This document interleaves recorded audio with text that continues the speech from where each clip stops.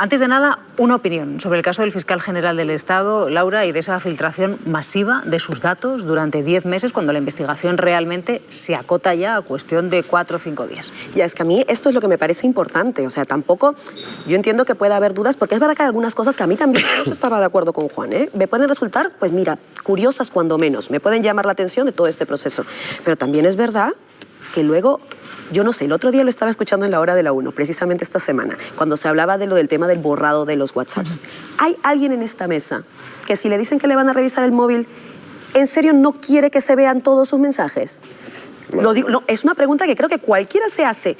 Yo me formateo el móvil, así te digo, y no soy la fiscal general del Estado, porque creo que ahí habrá mucha información sensible que no necesariamente esté vinculada a este caso, y habrá mucha información sensible que no querrá, en términos personales, que se sepan. A ver, esto yo lo entiendo muy bien, porque precisamente he visto que en este país ha habido filtraciones de información que no era de interés público. Entonces, digamos que yo lo puedo entender. Además, el tema está en qué es lo que fue borrado, porque, ojo, puede haberlo borrado en el momento en que supo que estaba imputado, pero la cosa es cuáles eran los mensajes, en qué periodo de tiempo eran los que son relevantes, porque a lo mejor esos ya los había borrado antes por otras circunstancias, porque hasta donde sé, algo que también es lógico, había un borrado relativamente sistemático, porque se trata, insisto, del fiscal general del Estado. Es decir, a mí hay cosas que me resultan curiosas, pero luego hay otras cosas que yo, por intentar ponerme en los pies del fiscal general del Estado, que yo nunca voy a ser fiscal general del Estado, pero digo, como ser humano normal y ciudadana, hombre, lo del borrado me parece, insisto, en esta mesa igual lo mismo, todos hubiéramos hecho exactamente lo mismo. Y si no,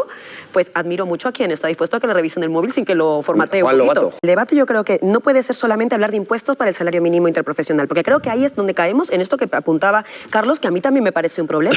Yo creo que cualquier persona que está en cualquier situación de precariedad o en cualquier situación de normalidad, incluso digamos, sabe que necesitamos servicios públicos, es decir, que necesitamos un Estado con músculo, es decir, que tenga ingresos. El problema no está en que se tribute o no el salario mínimo interprofesional, me parece que esa es una patita del debate muy pequeña. El debate es quién paga impuestos y quién debe pagar más, es decir, justicia fiscal, que pague más el que más tiene, que pague menos el que menos tiene. Lo que es alucinante es que en efecto, como decía Carlos, claro, cae el impuesto a las grandes energéticas, que están ganando más que nunca, es decir, en términos récord. No es solo por la aritmética parlamentaria. Hay que decir que al Partido Socialista esto no le interesó mucho guerrearlo, que me parece importante, porque luego ves que el mismo gobierno que se dice progresista en enero le ha quitado el ingreso mínimo vital, que es menos que el salario mínimo interprofesional, el ingreso mínimo vital de forma cautelar y sin aviso a 5.000 familias. 5.000 familias. Poco estamos hablando de eso. Es normal que luego digas, oye, ¿por qué nos ponen impuestos a los que ganamos el salario mínimo interprofesional si desde arriba a los grandes no les tributas nada? Y solo por terminar, estoy de acuerdo en que lo que falta aquí es la explicación de qué pasa con Hacienda. María Jesús Montero pues ha estado todo el día casualmente enferma, que lo entiendo, yo también estoy enferma, a veces puede pasar, pero es justo curioso que haya sido ese día. ¿Qué es lo que pasa? A mí no me gusta que me mientan. Yo creo que a nadie que nos ve le gusta que lo mientan, porque es tomarlo por idiota. Yolanda Díaz, claro que sabía. Estaba en el informe. ¿Qué pasa? Como bien apunta Cristina, a lo mejor el informe no es vinculante. Es que Yolanda Díaz decidió no negociar con Hacienda esta vez que pudiera subir la cuantía de lo que está exento en el IRPF, pues entonces es responsabilidad de Yolanda Díaz. Señora, usted no es el gobierno entero, negocie con Hacienda, que ya se había hecho antes. En efecto, no es que a Pablo Iglesias no se lo hubieran colado, como dice Alberto Núñez Feijóo, es que Podemos negociaba. Ya llevaba semanas. Ninguno como Podemos, Juan, perdóname. Yo en esto estoy de acuerdo con Yone, pero porque me siento muy identificada con ella. Yo también soy de las que no se chanta.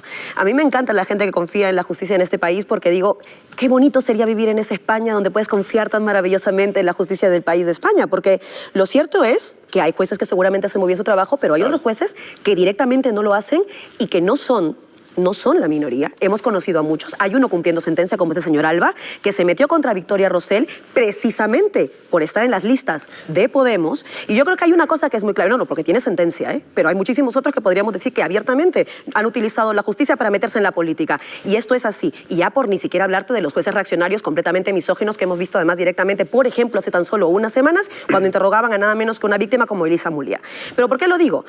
Porque yo creo que Yone Belarra no se presenta como una víctima ni que Podemos se presenta como una víctima. Creo que son víctimas. Hay que dejar de decir te presentas como, porque eso casi raya con el negacionismo. A Podemos se han abierto decenas de procesos, se han archivado todos, no todos los partidos pueden decir eso. Sí, sí. No a todos los partidos se le han archivado todos los procesos. No a todos los partidos se le han archivado todos los procesos. No a todos los partidos se les ha tenido abierto un proceso por la Policía Patriótica, ocupando horas y horas de tele, horas y horas de radio, miles de portadas. Sí, durante años para evitar, curiosamente, que pudiera entrar Podemos en el Consejo de Ministros. Esto fue en el 2016 con el maldito informe PISA, que luego vimos que se reprodujo, por cierto, no solamente en las cloacas mediáticas de Eduardo Guinda, sino también en La Sexta con García Ferreras. Entonces, lo que estoy diciendo es, esto es así. El señor lo admite en un audio. Yo no estoy diciendo nada que no se sepa. Es decir, yo me parece muy bien que se quiera decir, bueno, la justicia y lo que sea. Si estoy de acuerdo, yo quiero confiar en la justicia. Pero yo vivo en un país donde tienes presos a chavales como los de Zaragoza por protestar contra el fascismo. Yo vivo en un país donde tienes a gente que literalmente le hacen redadas por perfil racial y luego encima tienen que ver sus procesos y probablemente acabar en los CIES por andar en España. Yo vivo en un país donde también se condena el sindicalismo de las 6 de la Suiza, donde se dice que son ecoterroristas los activistas de Futuro Vegetal. Bueno, me dirás tú que igual hay que desconfiar un poco de la justicia. Bueno, y yo creo que eso también está en... Yo creo que está pidiendo titulares. Muy interesante. Buenos días, señor Borrell. Yo soy Laura Arroyo. Es muy sencilla. Son dos preguntas, pero que son la misma en realidad. Más de 3 años de guerra, millones, según el Wall Street Journal, de personas muertas, pero además muchísimos ingresos para la industria armamentística. La personal es, ¿se siente usted orgulloso de haber sido uno de los representantes que más ha abogado por más armas y más OTAN en este contexto, cuando todo vuelve a resolverse como se pudo resolver al inicio en una mesa de negociación, pero esta vez sin la Unión Europea? Y la política es compatible, en ese caso, más OTAN y la autonomía europea que usted dice que hay que tener para frenar a Trump. Yo no he sido precisamente el que más OTAN ha predicado. Yo lo que he predicado es que Europa tenía que tener dentro de la OTAN un pilar europeo y fuera de la OTAN capacidades europeas propias, fuera de la OTAN, para que Europa pudiera actuar aunque la OTAN no actuara. Y eso es algo en el que no todo el mundo estaba de acuerdo, porque para algunos países solo la OTAN cuenta. Yo no digo que la OTAN no cuente, la OTAN es la garantía última de seguridad para Europa, pero hay muchas situaciones en las que la OTAN no va a intervenir y que los europeos deberían ser capaces de intervenir por ellos mismos. Y yo espero y deseo que esa política se continúe aplicando. Y yo he sido uno de los grandes... uno de los que más he apoyado que había que ayudar militarmente a Ucrania. Porque si no lo hacíamos, Ucrania sería ocupada militarmente. Pero también sabía que al final de toda guerra hay una negociación.